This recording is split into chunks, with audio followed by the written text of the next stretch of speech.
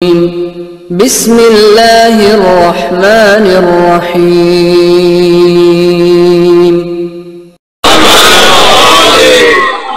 تنگ نظری اور علی والا یہ نہیں ہو سکتا۔ جلدی جلدی چند باتیں سن لیجئے۔ اللہ نے حضرت ابراہیم سے بڑی آزمائش لی۔ ایک آزمائش لی ہوتی تو بھی شاید دیگر انبیاء کی طرح حضرت ابراہیم کی تاریخ کو لکھا جاتا، مگر حضرت ابراہیم نے تو ہر قسم کی آزمائش دی ہے۔ میرے اور آپ کے پاس تین چیزوں سے زیادہ، ہمارے پاس کسی کے پاس بھی تین چیزوں سے زیادہ چیزیں نہیں ہوتی۔ جو کچھ ہے وہ تین چیزوں کے گرد اور اس کے محور میں ہے۔ ان کا محور وہ تین چیزیں ہیں۔ ایک مال، گھر بنایا ہے، زمین بنائی ہے، جائیداد بنائی ہے، مال دولت یہی ہے ہمارے پاس۔ دوسری جان جو انسان کو بہت عزیز ہے، اس کی بڑی قیمتی شے ہے، اور تیسری اولاد۔ تین چیزوں کے علاوہ چوتھی چیز نہیں ہے، باقی ساری چیزیں انہی کی خدمت میں ہیں۔ حضرت ابراہیم نے تینوں چیزوں کی قربانی دی ہے۔ مال بھی اللہ کی راہ میں ابراہیم نے دیا۔ بکریاں چرانے کے لیے نکلے صحرا کے اندر۔ عجیب بات ہے، اللہ نے بھی نبیوں سے بکریاں چروائی ہیں۔ آیت اللہ اشتہار دیے، مدرسہ فیضیہ میں درس اخلاق دیا کرتے تھے۔ ان کا بڑا حسین جملہ مجھے یاد آ رہا ہے، فرما رہے تھے کہ انبیاء سے اللہ نے بکریاں اس لیے چروائی ہیں کہ بکریوں کو چرانے کے لیے، جانور چرانے کے لیے اعصاب کی مضبوطی ضروری ہے۔ جو اعصاب کا مضبوط نہیں ہوگا وہ جانور چرانے نکلے گا نہیں۔ جو جانوروں کو سنبھال سکتا ہے وہ جاہل انسانوں کو بھی سنبھال سکتا ہے، کیونکہ صبر والا کام، کیونکہ ان سے وہ کام لینا تھا۔ چلے حضرت ابراہیم جانور لے کر صحرا کے اندر۔ اللہ نے امتحان شروع کیا کہ مال کا امتحان ابراہیم کیسے دیں گے۔ جبریل برابر سے گزرے تسبیح پڑھتے ہوئے، سبوح قدوس ربنا ورب الملائکۃ والروح۔ حضرت ابراہیم کے کان کھڑے ہو گئے، ایک مرتبہ متوجہ ہوئے کہ میرے اللہ کا کوئی ذکر کر رہا ہے۔ مڑ کر دیکھا، لہجہ بڑا اچھا تھا، خوش لہنی بھی تھی، تسبیح بھی بڑی عظیم۔ یہ وہی تسبیح ہے جو امام حسین کو بھی سب سے زیادہ عزیز تھی۔ کثرت سے امام حسین جو تسبیح پڑھتے تھے وہ یہی تسبیح ہے۔ تو فوراً کہا یہ تو میرے اللہ کا ذکر ہے۔ کہا تو کیا تمہارے اللہ کا ذکر تمہارے علاوہ اور کوئی نہیں کر سکتا؟ کہا نہیں، ذکر بھی اچھا کر رہے ہو، لہن بھی تمہارا بڑا اچھا ہے، ایک دفعہ سناؤ۔ تو جبریل نے کہا اس کے بدلے میں دو گے کیا؟ کہا جتنا مال ہے 1/3 دے دوں گا۔ مال 1/3 اپنی طرف لے کر جبریل نے سنا دیا، آنکھوں میں آنسو آ گئے۔ کہا ایک دفعہ اور سناؤ۔ کہا آپ کیا دو گے؟ کہا جتنے رہ گئے آدھے دے دوں گا۔ جبریل نے پھر تسبیح سنائی، پھر تو حضرت ابراہیم کے وجود کے اندر بے چینی، ایک دفعہ اور سناؤ۔ کہ آپ کتنا دو گے؟ کیا دو گے؟ کہ جتنے رہ گئے سب دے دوں گا۔ قاعدہ بن گیا نا کہ جس سے پیار ہوتا ہے اس کے نام پہ خرچ کرنے کو دل کرتا ہے۔ خبردار خبردار، امام حسین کے نام پہ خرچ کرتے وقت یہ سوال نہ کرو۔ اگر اس گھرانے سے پیار ہے تو خرچہ کرنا پڑے گا۔ سارا مال جبریل کے حوالے کر دیا۔ کہا اب اور سناؤ۔ کہا دو گے کیا؟ کہا دینے کو کچھ نہیں ہے، میں خود کو پیش کر دوں گا۔ اللہ اکبر۔ جبریل نے کہا یہ مال تمہارا، میں تمہیں آزمانے آیا تھا، تمہارے جانور ہمیں نہیں چاہیے تھے، تم اللہ کی خاطر جانوروں سے ہاتھ اٹھا سکتے ہو، یہ دیکھنے آئے تھے ہم۔ مال کا امتحان۔ بت توڑ ڈالے حضرت ابراہیم نے، چھوٹے چھوٹے بتوں کو آپاہج کیا، ناکارہ کیا، اور ایک بڑے بت کے گلے میں کلہاڑی لٹکا دی۔ بلا لیا مشرکوں نے، تم نے کیا ہے؟ حضرت ابراہیم نے فرمایا اسی نے کیا ہوگا جس کے گلے میں کلہاڑی لٹکی ہے۔ جی دیکھیے، ہم مردے کو اسم افم بولتے ہیں نا، یہ مجلس زندوں کو اسم افم بولنے کی جگہ ہے۔ حضرت ابراہیم نے پوری قوم کو جھنجھوڑ ڈالا۔ جب انہوں نے کہا نا کہ تم نے ہمارے اللہ کو مارا، حضرت ابراہیم نے فرمایا اسی نے مارا ہوگا کہ جس کے گلے میں کلہاڑی ہے۔ کہنے لگے وہ تو ناک پر بیٹھی مکھی نہیں جل سکتا۔ تو حضرت ابراہیم نے فرمایا یہی تو تمہیں سمجھا رہا ہوں، جو اپنے ناک پر بیٹھی مکھی نہیں جل سکتا وہ تمہارا خالق کیسے ہے؟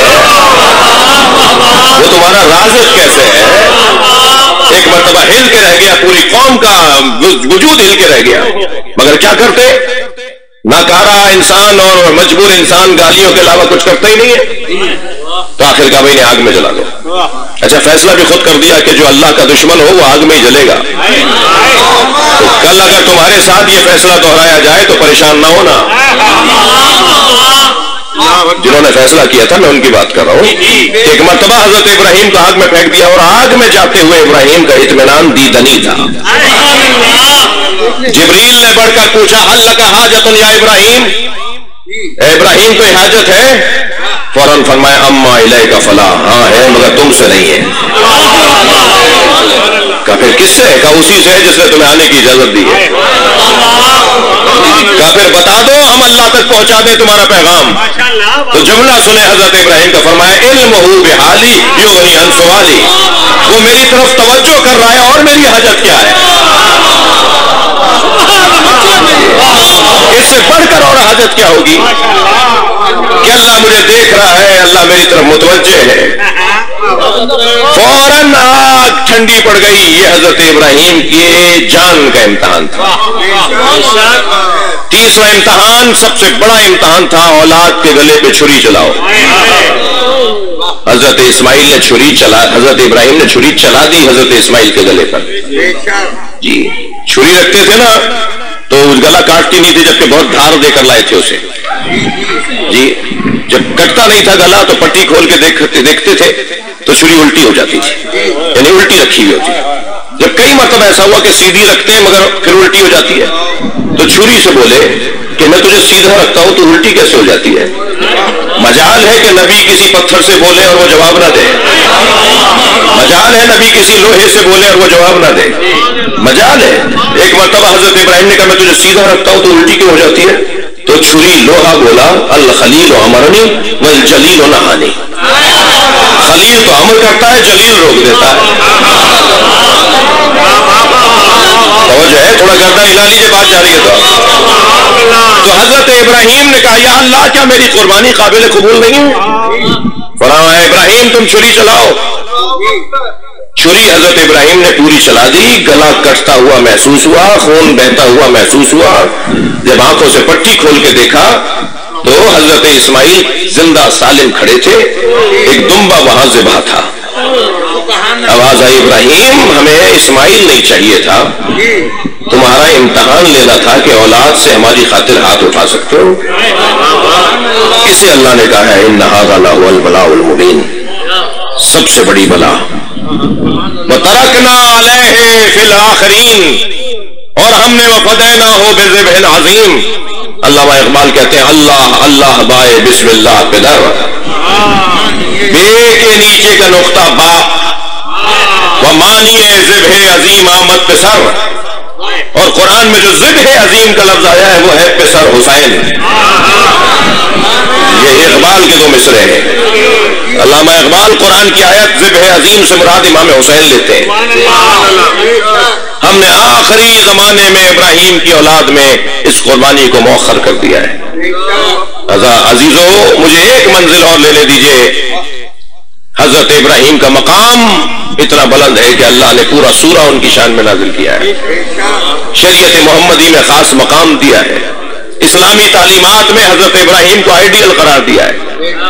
وہ ابراہیم جس نے اپنا مال دیا اللہ نے واپس کر دیا, اپنی جان دی اللہ نے واپس کر دی, اپنی اولاد دی ابراہیم نے اللہ نے واپس کر دی. مگر حسین سے مال بھی رکھ لیا, حسین سے جان بھی رکھ لی, حسین سے اولاد بھی لے لی. کیا فرق ہے دونوں میں؟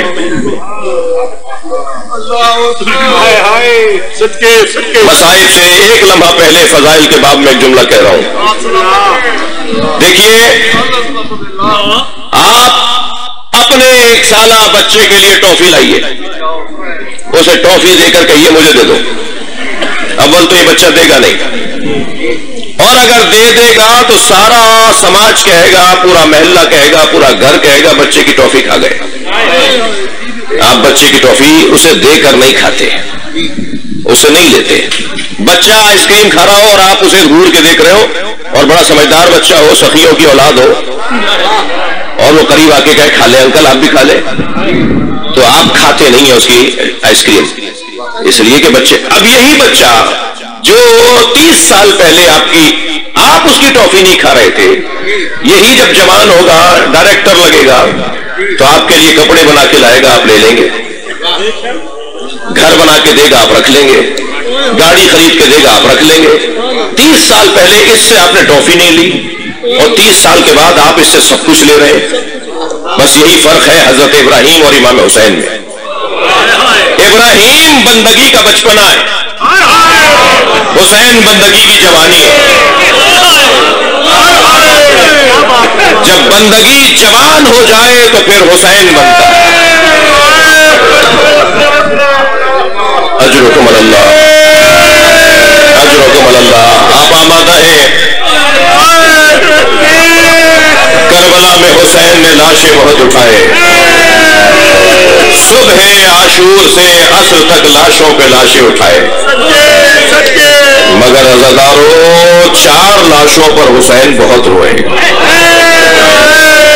امام کی آنکھوں سے آنسو رکتے نہیں تھے۔ آپ آمادہ ہیں؟ پہلا لاشا میرے بیان میں، پہلا لاشا جس میں امام حسین نے بہت گریہ کیا وہ قاسم کا لاشا ہے۔ پامال بھتیجا، جب کبھی حسین والا لاشا اٹھا کے لاتے تھے تو اس گھر کی، اس شہید کے گھر کی بیویاں، بچیاں، زوجہ، بہن، ماں آگے بڑھ کر اس لاشے کا استقبال کرتی تھی، مگر جب جناب قاسم کا لاشا آیا تو جناب ام فروا نظر نہیں آئی۔ اجرکم اللہ، اجرکم اللہ۔ جو رونے آئے ہیں اپنی آوازوں کو آزاد کریں گے، 2-4 جملے بس۔ امام نے تعجب سے پوچھا جناب زینب سے، بھابی ام فروا کہاں ہے؟ اے بہن زینب، بھابی ام فروا کہاں ہے؟ تو کسی بیوی کی آواز آئی، جب قاسم کی شہادت کی خبر آئی تھی تو ام فروا پشت خیمہ پر چلی گئی تھی، میں نے اس طرف جاتے ہوئے انہیں دیکھا تھا۔ جناب زینب نے جا کر دیکھا تو کیا دیکھا؟ پیشانی سجدے میں ہے۔ اجرکم اللہ، اجرکم اللہ۔ اور جناب ام فروا تسبیح پڑھ رہی ہیں، شکران شکرا، یا اللہ تیرا شکر ہے تو نے میری قربانی قبول کر لی۔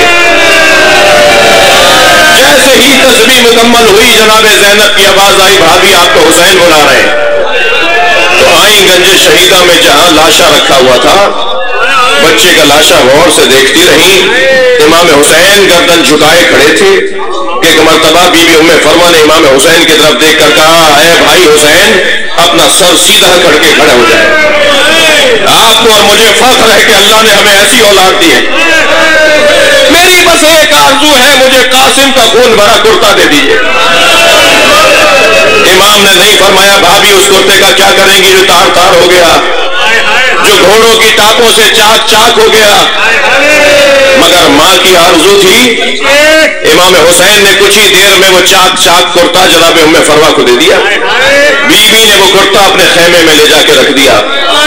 عصر عاشور خیمے لٹے، یہ قافلہ اسیر ہوا، کوفے سے شام گیا، شام میں زندان میں رہا، زندان سے رہائی کے موقع پہ تبرکات واپس آئے، ہر بیوی نے اپنی اپنی گٹھڑی اٹھائی ہوئی تھی، جناب ام فروا نے بھی اپنی گٹھڑی سینے سے لگائی ہوئی تھی۔ یہ قافلہ کربلا سے مدینہ پہنچا، جب مدینے پہنچی تو فرمایا میرا اونٹ جنت البقیع لے چلو۔ جنت البقیع پہنچی تو قبر امام حسن کے برابر میں بیٹھ گئی، گٹھڑی کھولی، خون بھرا کرتا نکالا، امام حسن کی قبر پر پھیلا دیا۔ اجرکم اللہ، اجرکم اللہ۔ مجلس یہاں مکمل ہو جانی چاہیے، گریہ بھرپور ہو گیا۔ عزادارو دوسرا لاشا جس پہ حسین روئے وہ علی اکبر کا لاشا۔ اللہ اکبر۔ تیسرا لاشا جس پہ حسین روئے وہ عباس کا لاشا۔ عزادارو بہت رو لیے۔ چوتھا لاشا چھوٹا بہت تھا، مگر حسین سے اٹھتا نہیں تھا. کبھی آگے جاتے تھے انا للہ، کبھی الٹے پیر حسین واپس آ جاتے تھے. کیسے دکھائیں اس کی ماں کو کہ بچے کے ساتھ کیا ہوا ہے. ابھی حسین در خیمہ پر اس کیفیت میں ہیں کہ خیمے سے پردہ ہٹا. جناب سکینہ نظر آئی جو بی بی نے دیکھا کہ بابا کی گود میں بھائی ہے، مگر کچھ دیر پہلے تک جو تڑپ رہا تھا اب اس کے ہاتھ پیروں میں حرکت نہیں ہے. تو بی بی یہ سمجھی کہ بھائی سو گیا ہے، تو وہیں سے آواز دے کر کہا بابا میں بھی پیاسی ہوں، مجھے بھی پانی پلانے لے جائیے. حسین کیا جواب دے کہ علی اصغر نے کیسا پانی پیا. سکینہ کی آواز بلند ہوئی تو خیمے میں ماں نے سنا کہ حسین آ گئے ہیں. تو جناب رباب دوڑتی ہوئی باہر آئی. جب جناب امام حسین نے دیکھا کہ رباب آ رہی ہیں، حسین پیچھے ہٹ رہے تھے، رباب آگے بڑھ رہی تھی. تو اس کیفیت میں امام حسین نے پوچھا رباب بتاؤ میں کون ہوں. عجیب بات ہے، اپنی ہی زوجہ سے پوچھ رہے میں کون ہوں. جب پوچھا بتاؤ میں کون ہوں، کہا آپ میرے امام ہیں، آپ حجت خدا ہیں. حسین نے جب سنا کہ یہ اپنے عقیدے پر باقی ہے، ابا کا دامن ہٹا دیا. ماں نے خون میں لت پت بچہ دیکھا، ننھے ننھے لبوں پہ لب رکھے. اے میرے لال، عرب تو اونٹنی کے بچے کو بھی نہر نہیں کرتا. یا بنیا مثلک ینہر اجرکم اللہ اجرکم اللہ. 2 منٹ اور میرے بیان کو سن لیں گے. اب کربلا کے میدان میں حسین اکیلے، سارے لاشیں لا کے گنج شہیدہ میں رکھ دیے. رونا تو اسی کا ہے کہ حسین تنہا تھے. یا آج رونے والے اسی لیے رو رہے ہیں کہ کاش ہم کربلا میں ہوتے. یہ گریہ ندامت کا گریہ نہیں ہے، یہ گریہ حسرت کا گریہ ہے. ہمارا کوئی تعلق نہیں ہے ان لوگوں سے جنہوں نے حسین کو مارا. ہم تو حسین کے قاتلوں پہ لعنت کر کے تعلق توڑ لیتے ہیں. یہ گریہ حسرت کا گریہ، کاش ہم بھی کربلا میں ہوتے. ایک مسافر ہے جو 6 مہینے کے سفر کے بعد کوفے میں داخل ہوا. کیا دیکھا؟ کوفے کے بازار بند ہے، دکانیں بند ہیں، کوئی مرد ہے، کوئی چہل پہل نہیں ہے، کوئی انسان نظر نہیں آتا. سوچنے لگا کیا کوفے میں طاعون آ گیا، کوئی بیماری آ گئی، کوفے والے کہاں چلے گئے. گھر میں داخل ہوا تو بیٹی نے بڑھ کر استقبال کیا. بیٹی سے پوچھا بابا بیٹا یہ بتاؤ یہ کوفے والے کہاں چلے گئے. کہ بابا دوبارہ گھوڑا تیار کیجئے. کچھ فاصلے پر ایک بیابان ہے جسے کرب و بلا کہتے ہیں، وہاں ایک باغی نے خروج کیا ہے. حاکم کا اعلان ہے اگر اسے باغی کو مارنے کے لیے کوفے والے نہ گئے تو سزا دی جائے گی. کہیں مخبری نہ ہو جائے کہ آپ گھر میں تھے اور آپ کو گرفتار نہ کر لیا جائے. بابا دوبارہ چلے جائیے اور باغی کو مار کر آئیے. عبداللہ کہتا ہے میں نے پوچھا اس کا نام کیا ہے. کا نام نہیں بتایا جا رہا کہ وہ کون ہے، بس اتنا بتایا ہے کہ حکومت کا باغی ہے. عبداللہ کہتا ہے میں نے گھوڑا تیار کیا اور جانے لگا تو بیٹی نے رخصت کرتے ہوئے کہا بابا آپ جنگ پر جا رہے ہیں اور جنگوں میں مال غنیمت بھی ملتا ہے. مال غنیمت میں اگر یمنی پتھر مل جائے تو میرے لیے لیتے آئیے گا. میں اپنے گلے کا ہار بنانا چاہتی ہوں، میں زیور بنانا چاہتی ہوں. عقیق یمنی مل جائے تو لیتے آئیے گا. عبداللہ کہتا ہے میں کوفے سے جب کربلا گیا اور کربلا پہنچا تو عصر عاشور کا وقت تھا. میں نے عجیب منظر دیکھا، 56 سالہ بوڑھا زخمی ہے، ہزاروں کا لشکر اسے مارنا چاہتا ہے. اس کا جلال ایسا ہے کہ جہاں گھوڑا موڑتا ہے فوجیں بھاگنے لگتی ہیں. میں نے یہ سوچا کہ اسے ایک آدمی کو مارنا ہے اور جنگ کو ختم کر دینا ہے.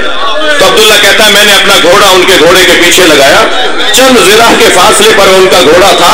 میں نے تلوار نکال کے ارادہ کیا کہ حملہ کروں تو انہوں نے مڑ کر مجھے دیکھا اور کہا عبداللہ قریب آؤ. عبداللہ کہتا ہے میرے ہاتھ پیر کانپنے لگے کہ یہ میرے نام سے مجھے کیسے جانتے ہیں. میں گھبرا کے رکا تو پھر آواز آئی عبداللہ قریب آؤ.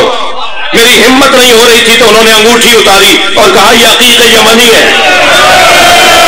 اپنی بیٹی کو جا کے دینا